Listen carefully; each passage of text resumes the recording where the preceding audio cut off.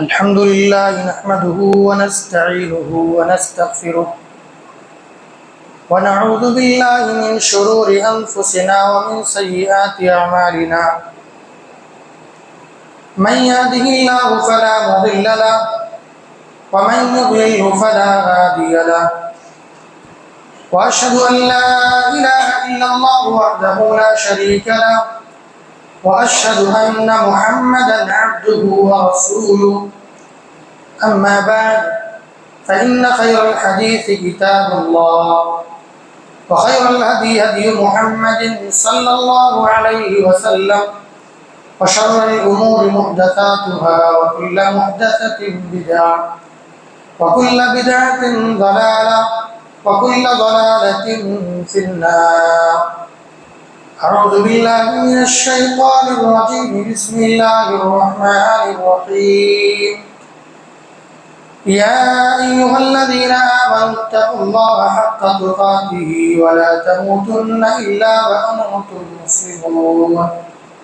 يا أيها الناس اتقوا ربكم الذي خلقكم من نفس واحدة وخلق منها زوجها وبث منهما رجالا كثيرا ونساء واتقوا الله الذي تساءلون به والأرحام إن الله كان عليكم رقيبا.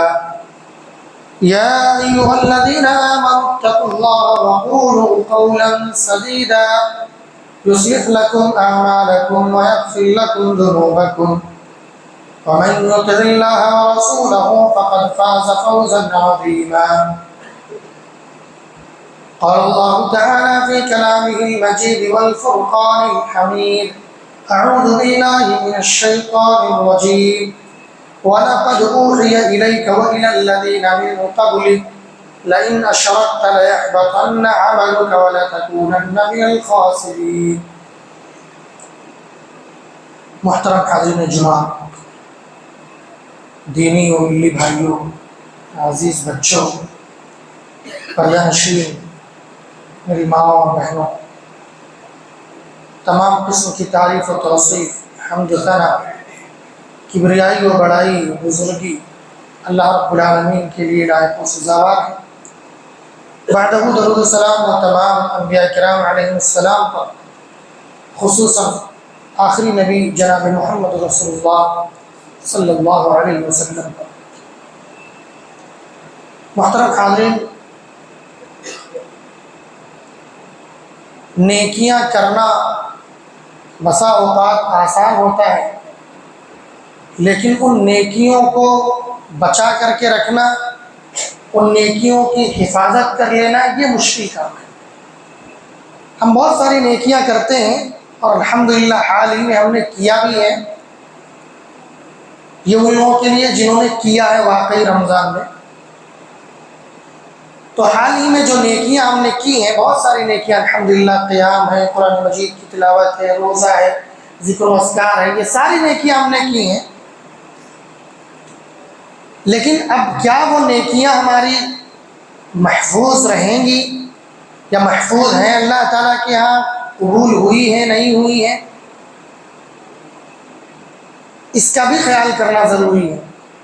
کہیں ایسا تو نہیں کہ نیکیاں بہت ساری ہم نے کر لی، لیکن پھر ہم ایسے گناہوں میں ملوث ہوئے، ایسی برائیوں میں جا کر کے گر گئے کہ ہماری جو نیکیاں ہیں وہ ہمارے گناہوں کی وجہ سے کٹتی ہوئی جا رہی ہیں، مائنس میں جا رہی ہیں۔ ایسے بہت سارے اعمال ہیں جن اعمال کی وجہ سے ہماری نیکیاں ضائع اور برباد ہو جاتی ہیں۔ اسی لیے کہا گیا کہیں نیکیاں ضائع نہ ہو جائیں۔ آج کے خطبے میں انشاءاللہ میں آپ کے سامنے چند ایسے اعمال کا تذکرہ کروں گا، چند ایسے گناہوں کا تذکرہ کروں گا جن گناہوں کی وجہ سے ہماری نیکیاں ضائع اور برباد ہو جاتی ہیں، تباہ ہو جاتی ہیں۔ اسلاف کے بارے میں یہ آتا ہے کہ جو صحابہ کرام رضوان اللہ علیہم اجمعین تھے، اس کے بعد جو تابعین و تبع تابعین تھے، قرون ثلاثہ جن کو کہا جاتا ہے، 300 سال تک جو لوگ گزرے ہیں اللہ کے نبی صلی اللہ علیہ وسلم کی بعثت کے بعد سے لے کر کے 30ویں صدی تک، ان کے بارے میں اسلاف کے کئی اقوال منقول ہیں کہ وہ رمضان گزر جانے کے بعد 6 مہینہ صرف یہ دعا کرتے تھے کہ پروردگار جو ہم نے رمضان میں نیکیاں کی ہیں اسے قبول کر لیا. اس کی قبولیت کی دعا 6 مہینہ تک کرتے تھے.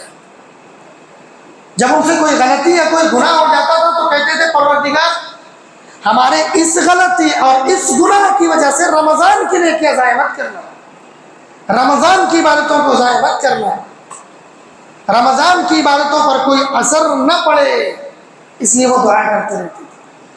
لہٰذا ہمیں بھی چاہیے کہ جو ہم نے عبادتیں کی ہیں جب ہم سے کوئی غلطی یا گناہ ہو جائے تو ہم فوری توبہ کرتے ہوئے یہ پروردگار سے دعا کریں اپنے اللہ سے کہ اللہ تعالیٰ جو ہم نے رمضان میں دعائیں کی تھی, جو عبادتیں کی تھی, جو قیام اللیل کیا تھا, راتوں کو شب بیداری کی تھی, تیری عبادت کی تھی, میرے اس غلطی کی وجہ سے, اس گناہ کی وجہ سے پروردگار اپنی نیکیوں کو ضائع مت کرنا. اسی لیے میں نے کہا نیکیاں کرنا بسا اوقات آسان ہو جاتا ہے لیکن نیکیوں کو سنبھال کر رکھنا بڑا مشکل کام ہے. آئیے چند ایسے اعمال کا تذکرہ کریں گے جو ہماری نیکیوں کو کھا لیتے ہیں, ختم کر دیتے ہیں, ضائع کر دیتے ہیں. سب سے پہلی چیز ہے شرک. اگر انسان شرک میں مبتلا ہو گیا تو اس کے جتنے اعمال ہیں, کتنی بھی نیکیاں کر لے, وہ نماز, روزے, حج, زکوٰۃ, صدقہ و خیرات, غربا مساکین کا خیال, کچھ بھی کر لے, اس کا کوئی بھی عمل اللہ کے یہاں قابل قبول نہیں ہے اگر اس کے یہاں شرک پایا جاتا ہے. اتنا بڑا گناہ ہے, نیکیوں کو چاٹ جاتا ہے, شرک ختم کر دیتا ہے, کوئی عمل اس کا قبول ہوتا ہی نہیں اللہ کے یہاں. اللہ تعالیٰ نے فرمایا وَلَوْ أَشْرَكُوا لَحَبِطَ عَنْهُمْ مَا كَانُوا يَعْمَلُونَ. اللہ نے 18 انبیاء کا تذکرہ کیا اور تذکرہ کرنے کے بعد فرمایا وَلَوْ أَشْرَكُوا لَحَبِطَ عَنْهُمْ مَا كَانُوا يَعْمَلُونَ. اگر یہ انبیاء بھی شرک کر لے تو ان کے اعمال بھی ضائع اور برباد ہو جائیں گے اور یہ نقصان اٹھانے والوں میں سے ہو جائیں گے. ان کو بھی نقصان اٹھانا پڑے گا قیامت کے دن. ان کا بھی شمار ان ظالموں میں ہوگا, ان مشرکوں میں ہوگا, ان جہنمی لوگوں میں ہوگا جو لوگ دنیا کے اندر شرک کر کے آئے. انبیاء کا تذکرہ کیا اللہ تعالیٰ نے, اس کے بعد یہ بات بتلائی کہ اگر یہ شرک کر لینا تو ان کا بھی وہی حشر ہوگا. ظاہر ہے انبیاء الحمدللہ شرک سے معصوم ہے, لیکن اللہ نے کہا فار ایگزامپل اگر کر لے تو ان کی بھی معافی نہیں ہے. یہ تو انبیاء کا تذکرہ ہوا ہے. اللہ کے نبی اللہ رب العالمین نے اپنے پیارے حبیب کو کیا فرمایا, دیکھیں وَلَقَدْ أُوحِيَ إِلَيْكَ وَإِلَى الَّذِينَ مِن قَبْلِكَ لَئِنْ أَشْرَكْتَ لَيَحْبَطَنَّ عَمَلُكَ وَلَتَكُونَنَّ مِنَ الْخَاسِرِينَ.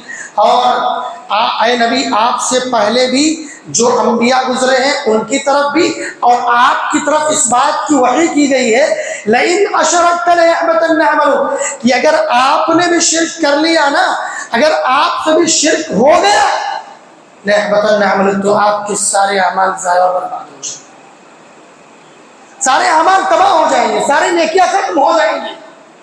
لَئِنْ أَشْرَكْتَ اپنے پیارے حبیب کو اللہ رب العالمین مخاطب کیا کہ نبی آپ بھی شرک نہیں کر سکتے.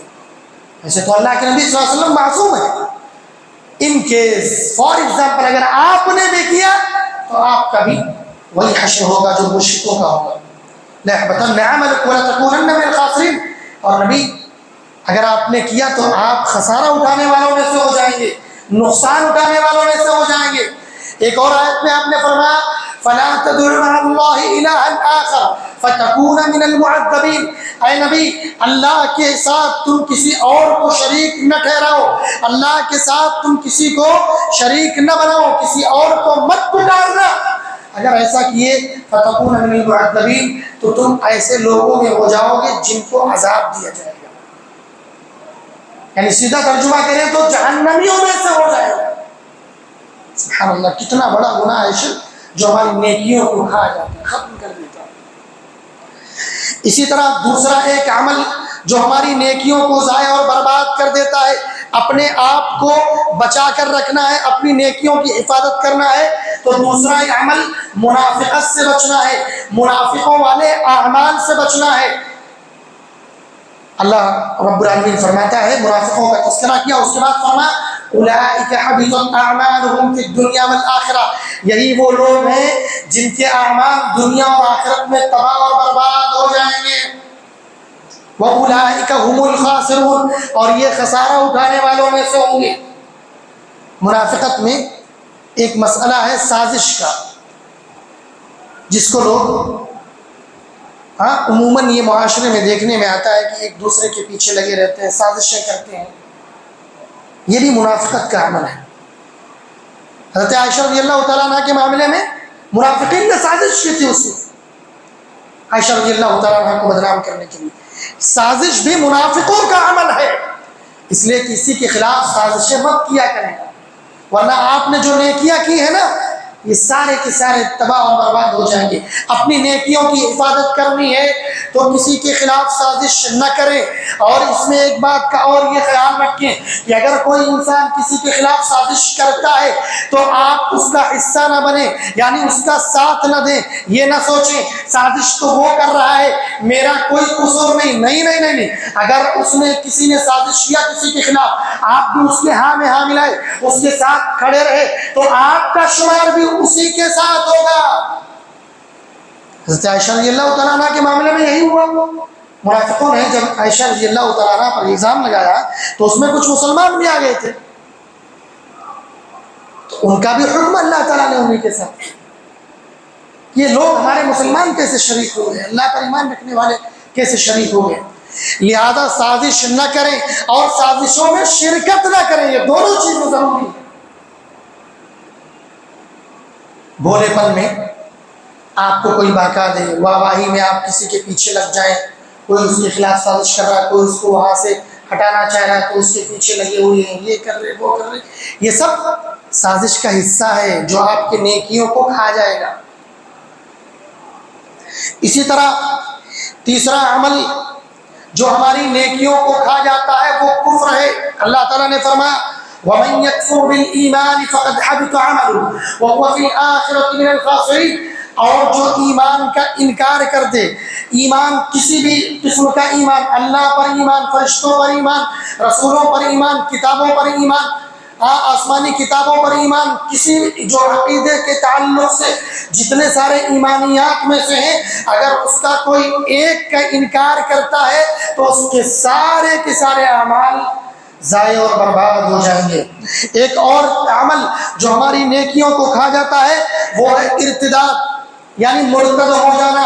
اگر کوئی انسان دین اسلام سے مرتد ہو جائے، دین اسلام سے پھر جائے، کفر کی طرف چلا جائے، کافروں کی صفوں میں شامل ہو جائے، چاہے وہ عملی اعتبار سے یا اعتقادی اعتبار سے، اپنے مسلمانوں کے خلاف سازش میں اگر دوسروں کا ساتھ دے تو گویا کہ وہ کفر کی تائید کر رہا ہے۔ اللہ نے فرمایا وَمَن يَرْتَدِدْ مِنْكُمْ عَنْ دِينِهِ فَيَمُتْ وَهُوَ كَافِرٌ فَأُولَٰئِكَ حَبِطَتْ أَعْمَالُهُمْ فِي الدُّنْيَا وَالْآخِرَةِ، جو اپنے دین سے پھر گیا اور اسی حالت میں اس کی موت ہو گئی، اللہ نے فرمایا أُولَٰئِكَ حَبِطَتْ أَعْمَالُهُمْ فِي الدُّنْيَا وَالْآخِرَةِ، اس کے سارے اعمال ضائع اور برباد ہو جائیں گے۔ اسی طرح ایک اور عمل جو ہمارے اعمال کو ضائع اور برباد کر دیتے ہیں، آیات کی تکذیب اور آخرت کو جھٹلانا، قرآن مجید کے آیات کا انکار کر دینا یا اسی طرح آخرت کی تکذیب کر دینا، جھوٹ انکار کر دینا اس کا، یہ اعتقاد رکھنا کہ قیامت کا کوئی تصور نہیں، یہ سب خیالی باتیں ہیں، جیسا کہ جو دوسرے گمراہ کن فرقہ ہے وہ لوگ یہ بات تسلیم کرتے ہیں۔ آج کی دنیا بہت ترقی کر چکی ہے، لوگ یہ کہتے ہیں جو ہماری عقل میں نہ آئے، اس کا ہم انکار کرتے ہیں۔ اللہ نے تمہیں عقل ہی کتنا دیا ہے؟ اللہ نے فرمایا وَيَسْأَلُونَكَ عَنِ الرُّوحِ قُلِ الرُّوحُ مِنْ أَمْرِ رَبِّي وَمَا أُوتِيتُم مِّنَ الْعِلْمِ إِلَّا قَلِيلًا، تمہیں تھوڑا علم دیا گیا ہے، تمہیں پورا علم دیا ہی نہیں گیا ہے۔ پہلی بات، تمہارا جو عقل ہے، جو تصور ہے، اللہ کے سامنے کچھ ہے ہی نہیں۔ پوری دنیا کے لوگوں کا جو دل ہے اللہ تعالیٰ کے 2 انگلیوں کے درمیان ہوتا ہے، بس اتنا ہی ہے۔ ہماری حیثیت کیا ہے جو ہم کہتے ہیں کہ عقل نہیں تو کچھ نہیں، عقل میں ہماری نہیں آتی اس لیے ہم اس چیز کا انکار کر رہے ہیں۔ آج اس ماڈرن دور میں بہت سارے لوگ ایسے ملیں گے جو قرآن مجید کی آیتوں کا انکار کرتے ہیں یہ کہتے ہوئے کہ چونکہ یہ ہمارے عقل سے باہر ہے۔ اگر کوئی انسان ایسا کرتا ہے اور اپنے آپ کو مسلمان کہتا ہے، وہ مسلمان ہی نہیں ہے، اس کے سارے عمل برباد ہو جائیں گے۔ آیات کی تکذیب، قیامت کی تکذیب، آخرت کی تکذیب، جھٹلانا، یہ سارے کے سارے کفر کے زمرے میں آتے ہیں۔ ایسے انسان کے سارے اعمال تباہ اور برباد ہو جاتے ہیں۔ والذین کذبوا بآیاتنا ولقاء الآخرۃ اولئک حبطت اعمالهم فی الدنیا والآخرہ، اور جن لوگوں نے ہماری آیتوں کی تکذیب کی، ہماری آیتوں کو جھٹلا دیا اور قیامت کے دن آخرت کی ملاقات کو جھٹلا دیا، اس بات کا عقیدہ نہیں رکھا کہ ایک دن اللہ کے سامنے کھڑا ہونا ہے، اس بات کو اگر کسی نے جھٹلا دیا، اولئک حبطت اعمالهم فی الدنیا والآخرہ، تو اس کے دنیا اور آخرت کے تمام اعمال ضائع اور برباد ہو جاتے ہیں۔ قیامت کے دن اللہ کے سامنے کھڑا ہونا ہے، اس بات کا عقیدہ اور ایمان اس بات میں ہمیں مضبوط ہونا چاہیے۔ ایک مسلمان کو کا عقیدہ اسی وقت مضبوط ہو سکتا ہے جب اس کا یہ عقیدہ اور یہ ایمان مضبوط ہو کہ اللہ کے سامنے ہمیں کھڑے ہو کر کے حساب دینا ہے۔ اور یاد رکھیں، اگر یہاں مضبوطی آ گئی، ہر پل، ہر لمحہ، ہر وقت اگر اس نے اپنے ذہن میں اس چیز کو بٹھا لیا تو وہ مزید گناہوں سے بچ جائے گا، کیونکہ گناہ کرتے وقت اس کو خیال آئے گا اس گناہ کا مجھے اللہ کے سامنے کھڑے ہو کر کے جواب دینا ہے۔ کیا جواب دیں گے؟ یہ خیال آ گیا تو انشاءاللہ گناہوں سے بچ جائیں گے۔ اسی طرح ایک اور عمل جو ہماری نیکیوں کو ضائع اور برباد کر دیتا ہے، اللہ اور اس کے رسول کی نافرمانی۔ اللہ اور اس کے رسول کی نافرمانی، ہم کتنی نافرمانیاں کرتے ہیں۔ ہم رونا روتے ہیں کہ اللہ تعالیٰ ہماری دعاؤں کو قبول نہیں کر رہا ہے، ہمارے مسلمان پریشان ہیں فلسطین کے اندر، یہاں وہاں دنیا بھر کے اندر، اللہ ہماری دعاؤں کو کیوں نہیں سن رہا ہے؟ پہلے ہم دیکھیں تو ہم اللہ کے سامنے ہیں کہاں، اسلام پر ہیں کہاں؟ اللہ تعالیٰ ہمیں 5 وقت کی نماز پڑھنے کا حکم دیا ہے، نافرمانی نہیں ہو رہی ہے۔ اللہ کے نبی نے اس کا حکم دیا، نافرمانی نہیں ہو رہی ہے۔ اپنی نافرمانیوں کو چھپا کر کے ہم یہ شکوہ اور شکایت کرتے ہیں کہ اللہ ہماری دعاؤں کو نہیں سن رہا ہے۔ کیسے سنے گا؟ ہفتے میں اللہ کے گھر کو دیکھ رہے ہیں، ہفتے میں آتے ہیں، 8 دن کے بعد، 7 دن کے بعد مسجد میں، وہ بھی بالکل کبھی کبھی بالکل آخری وقت میں آتے ہیں جب امام مصلی پر جا رہا ہوتا ہے، اور پھر ہم کہتے ہیں اللہ ہماری دعاؤں کو نہیں سنتا ہے۔ یہ رونا کیوں بھائی؟ یہ رونا کیوں رویا جا رہا ہے؟ حال ہی میں ہندوستان میں کچھ ایسے واقعات ہوئے، ہماری ہی ایک مسجد کا مسئلہ تھا، مشہور ہے بابری مسجد کا مسئلہ۔ اس میں ہمارے مسلمان بھائیوں نے بہت رویا اور بہت ساری دعائیں کی، بہت سارے سوشل میڈیا پر یہ وہ بہت ساری چیزیں کی۔ ایک استاد ہیں جامعہ سلفیہ بنارس میں، بڑے اچھے، اسد اعظمی صاحب، انہوں نے جس دن اس کا اوپننگ تھا اس دن انہوں نے ایک پوسٹ ڈالا تھا، بہت چھوٹا ایک سوال تھا۔ انہوں نے یہ سوال کیا تھا، میں پوچھنا چاہتا ہوں اپنے ان مسلمان بھائیوں سے جو اس مسجد کے لیے اتنے پریشان ہوئے، رو رہے ہیں، اور رونا بھی چاہیے، پریشان ہونا بھی چاہیے، ہماری مسجد تھی۔ سوال یہ ہے کہ کیا مسجدوں میں نمازیوں کی تعداد بڑھ گئی؟ کیا اس دن بڑھ گئی؟ نہیں بڑھ۔ پھر کیوں رونا بھائی؟ مسجدوں میں تعداد بڑھ گئی کیا اس دن یا اس کے آنے والے دن، اگلے دن؟ ایک بھی نئے مصلی کا اضافہ نہیں ہوا، ایک بھی۔ تقریباً مسجدوں کی بات کر رہا ہوں، ایک بھی نئے مصلی کا اضافہ نہیں ہوا، پھر مسجدوں کے لیے رونا کیوں؟ بڑا چبھتا سوال تھا یہ، لیکن حقیقت ہے۔ اللہ کی اتنی نافرمانی، اس کے بعد ہم کہہ رہے ہیں دعا قبول نہیں ہو رہی۔ میں نہیں کہتا دعائیں نہیں کرنی چاہیے، جتنی ہو سکے ان کے لیے، ہم کچھ نہیں کر سکتے تو دعا تو کر ہی سکتے ان کے لیے، دعا کرنی چاہیے، ان کو اپنے دعاؤں میں یاد کرنا چاہیے، خصوصاً یاد کرنا چاہیے۔ تو اللہ اور اس کے رسول کی نافرمانی کی وجہ سے ہمارے اعمال ضائع اور برباد ہو جاتے ہیں۔ اللہ نے فرمایا یا ایھا الذین آمنوا اطیعوا اللہ واطیعوا الرسول ولا تبطلوا اعمالکم، اے ایمان والو تم اللہ اور اس کے رسول کی اطاعت کرو اور اپنے اعمال کو ضائع مت کرو، باطل مت کرو۔ کیا مطلب؟ اگر اللہ اور اس کے رسول کی نافرمانی کرو گے تو اعمال ضائع اور برباد ہو جائیں گے۔ اب ذرا دیکھیں کہ ہم کتنی نافرمانیاں کرتے ہیں۔ میں نے تو ایک دو مثالیں دی، نماز کی مثالیں، اس کے علاوہ کتنی نافرمانیاں کرتے ہیں، جھوٹ، غداری، دھوکہ، اسی طرح جو ہے عہد و پیمان نہیں ہمارے اندر، دوسروں کو جو پھرا دینا، یہاں کا وہاں کا ہیرا پھیری، ساری چیزیں۔ اب تو آپ کو ایسے لوگ ملیں گے جو مزدوروں سے کام کرواتے ہیں اپنے گھروں میں، اس کے بعد جب وہ پیسہ مانگنے جاتا تو کہتے ہیں جا بھائی نہیں دیتا، کیا کرتا؟ پھر کہے کہ بھائی تم مصلی، پھر کہے کو اللہ والے بنے پھر رہے، حقوق مار کے بیٹھے کہتے جا بھائی نہیں دیتا میں، کیا کرتا جا۔ یاد رکھیں حقوق العباد کی ادائیگی اگر صحیح طریقے سے نہیں ہوئی، آپ کے روزے، نماز، حج، زکوٰۃ، اسی طرح رمضان میں کیے گئے جتنے اعمال ہیں، ایک عمل آپ کا قبول نہیں ہوگا۔ یہ میں نہیں کہتا، اللہ رب العالمین کہہ رہا ہے یا ایھا الذین آمنوا اطیعوا اللہ واطیعوا الرسول ولا تبطلوا اعمالکم۔ ایسے لوگ ہمارے آپ کے معاشرے میں جی رہے ہیں، سیدھا بولتے ہیں، کہتے ہیں جا میں نہیں دیتا تیرا پیسہ، ہے صحیح نہیں صحیح؟ اس طرح کے لوگ، یہ اللہ اور اس کے رسول کی کھلم کھلا نافرمانی ہے، شریعت کا مذاق ہے بالکل۔ اسی طرح ایک اور عمل جو ہمارے اعمال کو ضائع اور برباد کر دیتا ہے وہ ہے بدعت۔ بدعت کرنے سے بھی ہمارے عمل ضائع اور برباد ہو جاتے ہیں، اس لیے ہر بدعت سے بچنا ضروری ہے۔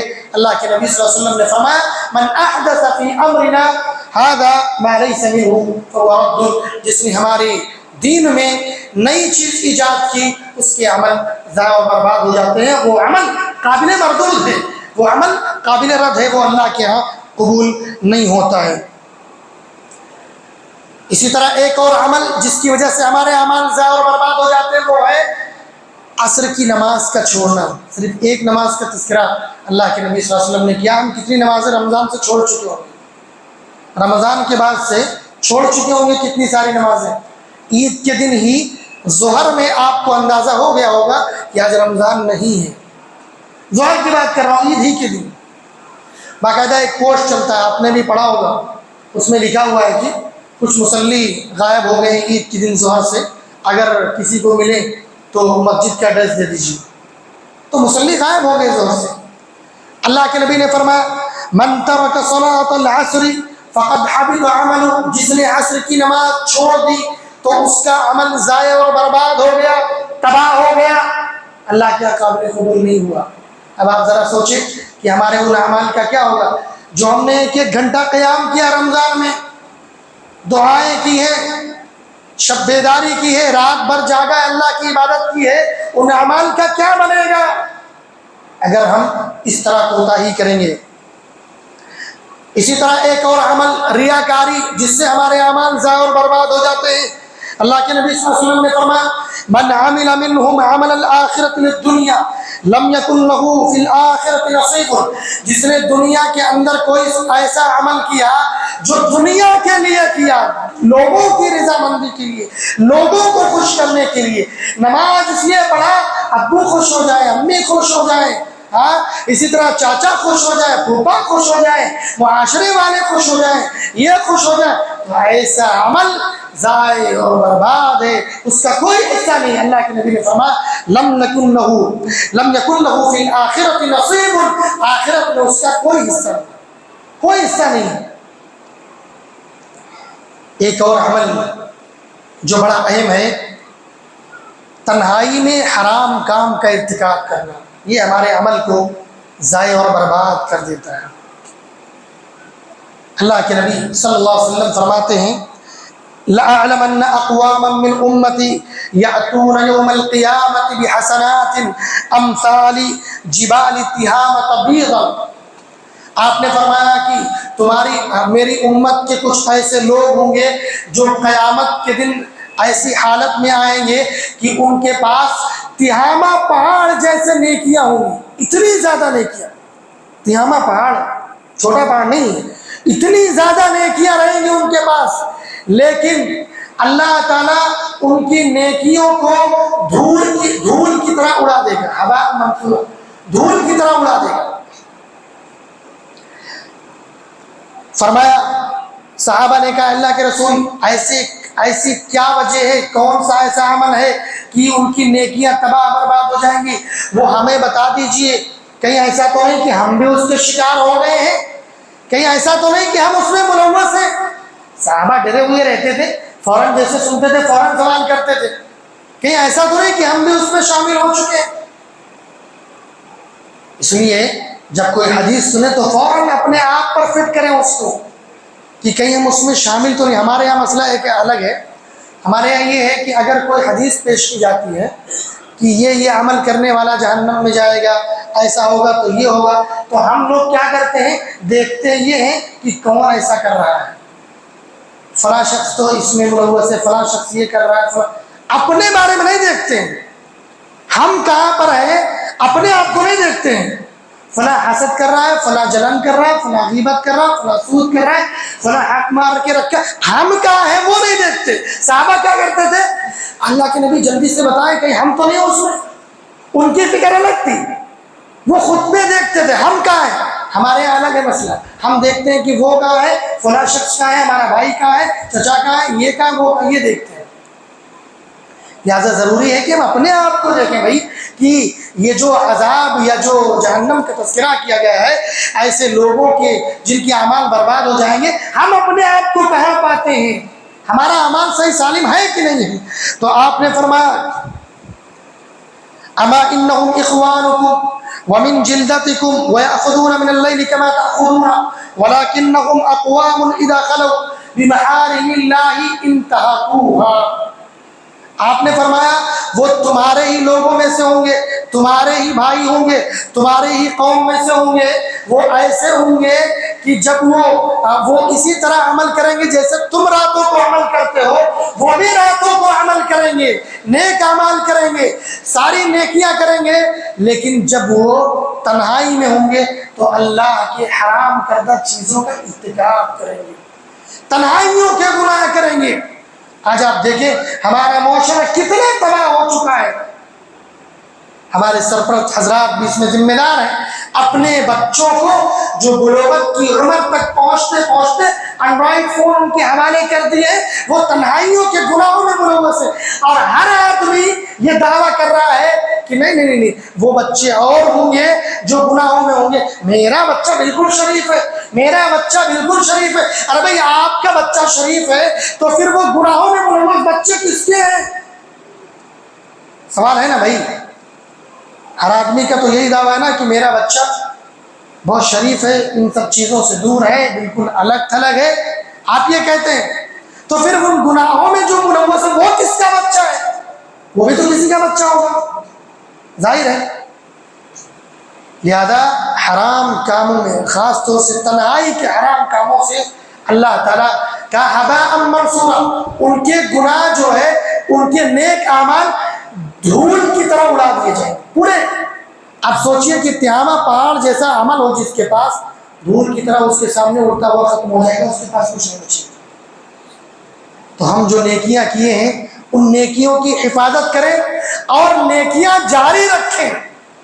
اللہ تعالیٰ رمضانی نہیں ہے، ربانی ہے، فیضانی ہے، وہ ہمیشہ ہماری نیکیوں کو سراہتا ہے، ہماری نیکیوں پر یا ہمارے جو نیک اعمال ہیں ان پر ثواب دیتا ہے، صرف رمضان میں نہیں، सालों माल वही अल्लाह रब्बुल आलमीन जो रमज़ान में हमें नेकियों का हुक्म देता है, वही रमज़ान के बाद भी नेकियों का हुक्म देता है। इसलिए नेकियों को जारी रखें, जो नेकियां हम कर रहे थे उन नेकियों को जारी रखें, करते रहें, क्या कंटिन्यू करें उसको।